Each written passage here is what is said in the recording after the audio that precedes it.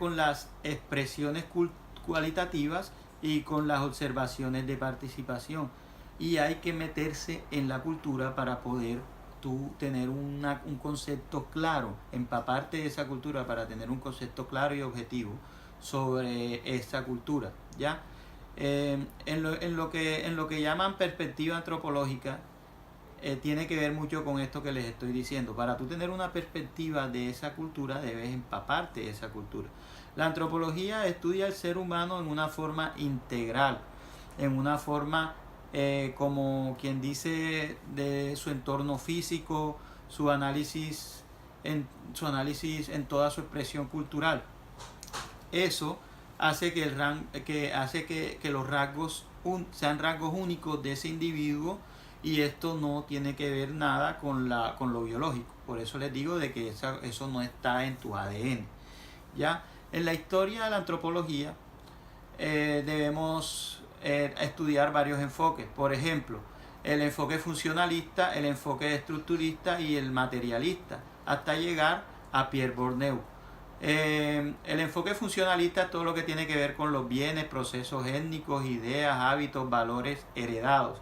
Ya todos los elementos de la cultura llevan a un sentido y a tener una función para hacer posible esa expresión cultural.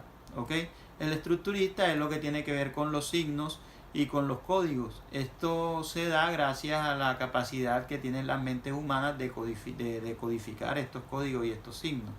Y en cuanto a lo materialista, está el estudio de Carlos Marx, que es el que dice de que lo que nos llevó a la cultura, a relacionarnos, es la necesidad de comunicarnos para poder producir. ¿Ya? Y esto también lleva a la existencia de clases sociales, de los estratos sociales. Y está también el señor Pierre Bourdieu, que es el que habla de la transmisión cultural. O sea, cómo se transmite la cultura en las mismas clases sociales. Por ejemplo, por qué la burguesía solo se relaciona con la burguesía y no con el proletariado. Y así hacen de que la burguesía persista. Ya, eso es lo que nos trata ahí Pierre Bourdieu. También tenemos que tener claros los conceptos de sociedad y cultura. Son dos conceptos que tienen mucha relación, pero que son muy diferentes. El concepto de cultura es un concepto, son fenómenos humanos que pueden ser considerados como herencia genética. ¿Ok? Cultura no puede ser transmitida por un individuo, sino por la sociedad, que a su vez la sociedad es un grupo de personas que se relacionan entre sí de una manera constante, comparten la misma ubicación geográfica, autoridad política y las mismas expectativas culturales. ¿Ya?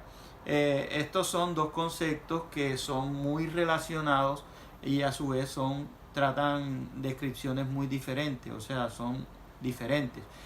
También tenemos el concepto en la antropología, conceptos de inclusión o inclusión social.